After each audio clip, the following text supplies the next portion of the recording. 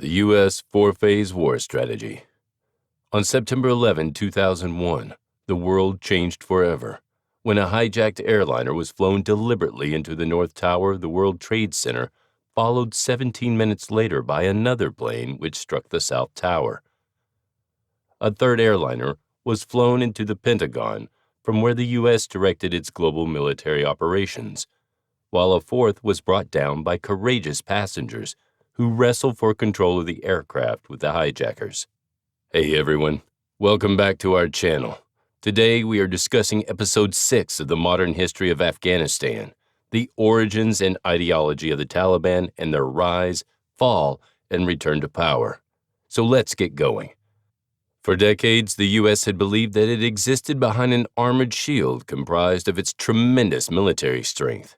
This belief was now shattered, with so many people assassinated not just from the U.S., but from across the globe. It was truly an attack on the free world, and a cry went out for justice, and from many for revenge.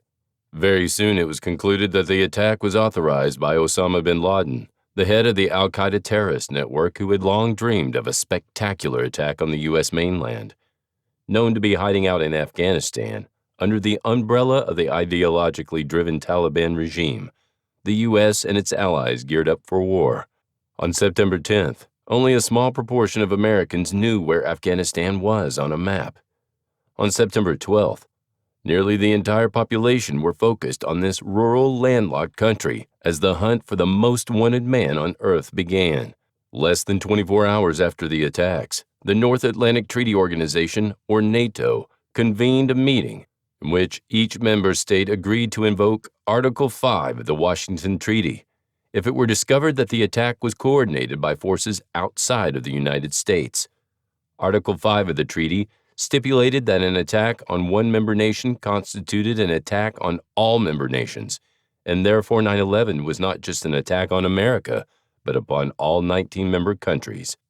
NATO Secretary General Lord Robertson informed the UN of the alliance's decision, but it was stated that the U.S. would be simultaneously taking actions both with NATO forces and independently of NATO's command structure as per their rights under international laws of self-defense. In that regard, on September 15, 2001, President Bush met with his most senior advisors at the president's Camp David retreats in the Maryland Hills. Among those present was CIA Chief George Tenet, who began the proceedings with a PowerPoint presentation simply entitled Going to War. Tenet outlined all the latest intelligence on bin Laden, the al-Qaeda, and their Taliban hosts in Afghanistan, allowing the president's team to begin formulating a plan of action. One thing that was established early on was that unlike President Clinton's token cruise missile strike following the embassy bombings in 1998, this time there would be ground troops in Afghanistan whose job would be to hunt down bin Laden and assassinate him along with anyone who stood in the way of that goal. Eventually, the U.S. leadership agreed on a four-phase plan to invade Afghanistan.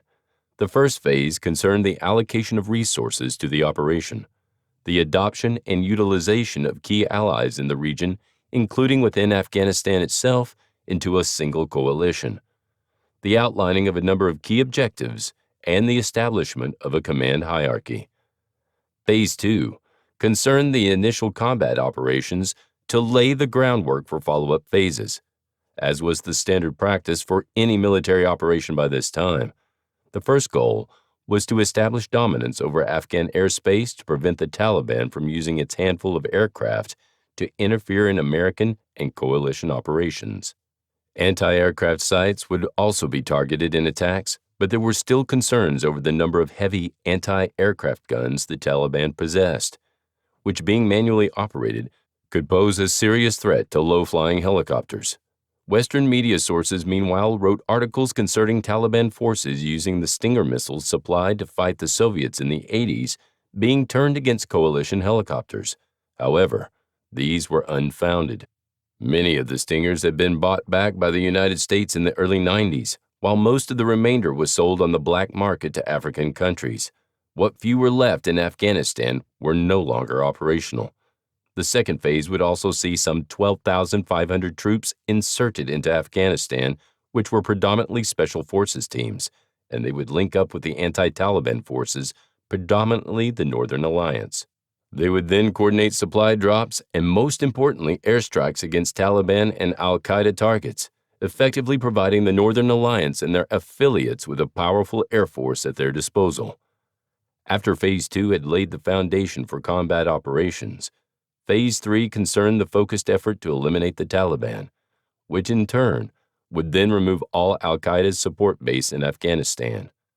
Finally, Phase 4 would concern the buildup of an international security force, whose job would be to prevent the Taliban from re-establishing itself while a new government would be established in Kabul, to at first administer a new, more pro-Western Afghanistan, and then to create its own armed forces who would eventually assume primary responsibility in providing the country's security against any remaining militant forces. The whole operation was dubbed Infinite Justice, which certainly appealed to the mood in the U.S. at the time. Meanwhile, U.S. and coalition nations began building up their forces in the region in preparation to go to war with the Taliban. U.S. Air Force strategic bombers deployed to the Indian Ocean, while British and American warships armed with Tomahawk land attack missiles moved into the Arabian Sea. As if the growing storm of Western forces amassing against his country were not enough, Taliban leader Mullah Omar found that his support for bin Laden had now also cost him his people's oldest ally. Prior to the attacks in New York on June 20, 2001, after 2 years of political wrangling and conflict, the head of the Pakistani army, Pervez Musharraf, seized power in Islamabad. After 9/11, Musharraf realized that it was in his country's best interest to support the United States, despite the difficult relationship the two countries had endured in the 1990s over Pakistan's nuclear weapons program. On September 19, 2001, he told his people that if they did not align themselves with the U.S., then the U.S. might turn to their old enemy, India, for help. Tensions between Islamabad and Delhi were still very high following the 1999 Kargil conflict in the disputed Kashmir region, and so this threat was taken very seriously. While he publicly opposed military action against the Taliban, he permitted U.S. forces to begin basing aircraft in his country, which he knew would be used to bomb the Taliban troops as well as al-Qaeda. His forces also began capturing known al-Qaeda suspects in the tribal area between Pakistan and Afghanistan and handing them over to the United States. As a reward for their cooperation, military and economic sanctions that U.S. had placed on Pakistan were not only lifted, but were supplemented by economic aid and bounties for every al-Qaeda agent handed over. However, Musharraf later claimed that the U.S. made subtle and sometimes not so subtle threats, that Pakistan could become the focus of American bombs if he did not agree to cooperate. Regardless, Pakistan now had every reason to turn away from Omar, and the government in Islamabad became a key player in the growing war on terror. The question on many minds in the West, however, was just how many of their people were committed to Washington's course, and how many more were sympathetic to the Taliban and al-Qaeda. In 2001, as part of its Article 5 commitments, NATO began deploying E-3 airborne warning and control system aircraft to the United States. Under Operation Eagle Assist, the first time in the alliance's history that it had undertaken an active anti-terrorism operation. The aircraft were deployed upon the request of the United States in order to help plug the gaps in the radar coverage of the continental U.S. and involved 830 personnel from 13 NATO countries. NATO also undertook steps to increase support to all member nations concerning intelligence sharing, logistics support, and increasing security around its borders, particularly in the Mediterranean, where it was feared that al-Qaeda forces could sneak into Europe from North Africa. For Mullah Omar and the leaders of the Taliban, there was very little they could do as the U.S. and their allies built up their forces. He refused to hand over bin Laden or pledge to stop supporting international terrorism, and so there was only one course of action left open to Bush: invasion. Al-Qaeda and its vast international support network vowed to wage its war against the West, but the attacks on September 11th had energized the West's counterterrorism effort, spurred on by an American public who were both outraged at what had happened and fearful it might happen again. Therefore, al-Qaeda instead generally prepared itself for the inevitable confrontation with American forces and their allies when they came to Afghanistan. That day was October 7th, 2001. Operation Enduring Freedom began with a massive cruise missile strike to attack high-priority targets. American bombers struck from Diego Garcia and the U.S. Navy carriers in the Arabian Sea, while further missiles came from surface ships and American and British submarines. Additionally, a B-2 Spirit stealth bomber flew an enormous 44-hour-long mission from its base in Missouri, the longest bombing mission in history. U.S. B-52s also rained down hundreds of 500-pound Mk-82 dumb bombs onto various terrorist training camps and fortified Taliban positions, obliterating them in a terrible show of force. The strikes began in the early evening in Afghanistan. It was 1 p.m. in Washington when President George Bush spoke to the American people and said that on his orders, the United States military has begun strikes against al-Qaeda terrorist training camps and military installations of the Taliban regime in Afghanistan, and that they are designed to disrupt the use of Afghanistan as a terrorist base of operations, and to attack the military capability of the Taliban regime. He further said that he gave Taliban leaders a series of clear demands that include handing over their leaders to the U.S., closing their camps, and returning their nationals. But none of these demands were met, and now the Taliban will pay for it. Within hours of the commencement of operations, Osama bin Laden sent a video to a news channel in which he praised the martyrs who had carried out the September 11 attacks and proclaimed that America had been struck down by Almighty God. Intelligence analysts who examined the video, hoping to extract the most minute information on bin Laden's whereabouts, eventually concluded that the video was pre-recorded and so was of little use in that regard. The al-Qaeda leader justifying his reputation for elusiveness. Among the targets hit in the first wave were a Taliban headquarters in Kandahar and the local airports, but perhaps the most significant attack as far as Mullah Omar was concerned was the attempt on his life. The exact details of what happened to Omar are disputed, but he was either injured while in his home in Kandahar or whilst traveling in a group heading from his home anticipating the attack was coming. In the latter case, the attack involved the first use of a drone to fire a live missile in combat. Regardless of when it happened, Omar was injured that night while his little son was assassinated at his house. Omar then disappeared into the Afghanistan wilderness with his followers, from where they coordinated whatever response they could from the Western invaders and the rejuvenated Northern Alliance. Under an intense umbrella of combat aircraft, Special Forces teams began crossing the border into Afghanistan in hordes, almost completely unopposed, and then made contact with the anti-Taliban allies. Over the coming days, these teams would assist the Northern Alliance and others achieve a string of Taliban defeats, although they seldom did any of the fighting themselves, instead coordinating coalition air power to break the back of the Taliban's fighters. 1 week into Operation Enduring Freedom, and Mullah Omar made a startling announcement. On October 14, 2001, he offered to begin negotiations with the West to hand Osama bin Laden over to a third party, such as Saudi Arabia, who could then deliver him to the United States to stand trial. However, there was a limitation with this offer. He insisted that the United States provide the Taliban with evidence proving that bin Laden was behind the 9/11 attacks. Now, looking back at similar negotiations undertaken by the Taliban with Saudi Arabian emissaries prior to 2001 on the matter of extraditing bin Laden, which came to nothing, and with combat operations already underway, the Taliban's offer was rejected.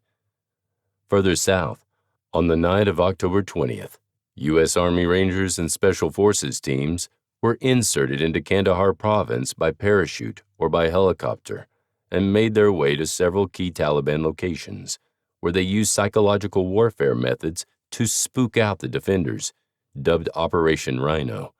The objective was to destroy any Taliban forces in the area, gather intelligence, and assess the region's suitability for a future airbase. In all, the operation lasted more than 5 hours, and with support from orbiting AC-130 gunships raining down death from above, the U.S. forces suffered only minor casualties. While tactically the results were considered somewhat mixed from a psychological standpoint, this was a major victory against the Taliban, with Kandahar province being the ancestral home of many of the upper echelons of the organization. The U.S. had proven they could strike anywhere in Afghanistan with freedom, even the Taliban heartland, and bring overwhelming firepower. Even those who were old enough to have fought the Soviets in the 1980s were appalled at the effectiveness of the American attacks. At the same time that the Rangers were hitting Kandahar province, another Special Forces team had been inserted nearby Graham Air Base with orders to link up with the Northern Alliance. Having made contacts with their anti-Taliban allies, the Special Forces team established an observation point from atop the base's control tower, from where they could observe Taliban positions on the Shamali Plains.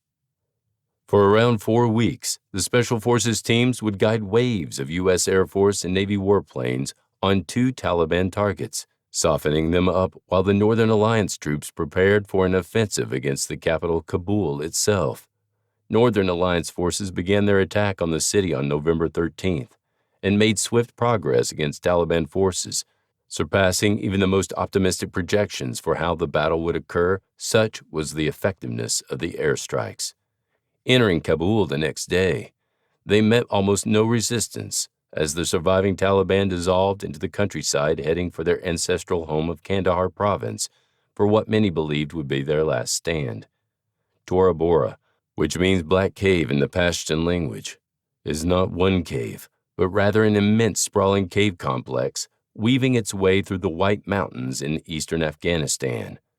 Command of CIA operations in Afghanistan was handed over to Gary Burnson, who was working at the CIA Counter-Terrorist Center in Washington, and he was certain that Osama bin Laden, his inner circle, and many Taliban fighters would make their last stand in the caves of Tora Bora. Later, in early December 2001, the CIA and U.S. Special Forces began preparing for an assault on the Tora Bora complex, but the plan involved using Northern Alliance troops and a number of local Afghan militias to support them, as there simply weren't enough Special Forces to cover every possible exit should their quarry attempt to flee. Burnson expressed his concern about the usefulness of using such militia groups. In his opinion, these militiamen were not exactly itching to get stuck in with the fighting against the hardline Taliban and al-Qaeda, even with the promise of U.S. support. Moreover, there was always the suspicion that many of them harbored sympathies for bin Laden and Mullah Omar, which could undermine the operation. Beginning on December 3, U.S. Air Force B-52s launched powerful airstrikes against the cave complexes as British, American, and German Special Forces moved in, supported by the Northern Alliance forces. By December 5th, they had secured much of the territory around the base of the mountains, but the al-Qaeda fighters put up a staunch resistance from their heavily fortified positions with machine guns and rocket-propelled grenades. Labeled as the Battle of Tora Bora, the fight would be concluded by December 17th due to the power of U.S. airstrikes. Over 200 al-Qaeda were assassinated, but Osama bin Laden was nowhere to be found. With the help of his aides, he had fled into nearby country, where the army had been expected to cut off bin Laden if he attempted to enter the country through the White Mountains. To be continued. Thank you for watching. Don't forget to share your thoughts in the comments down below. Till then, be safe and stay well.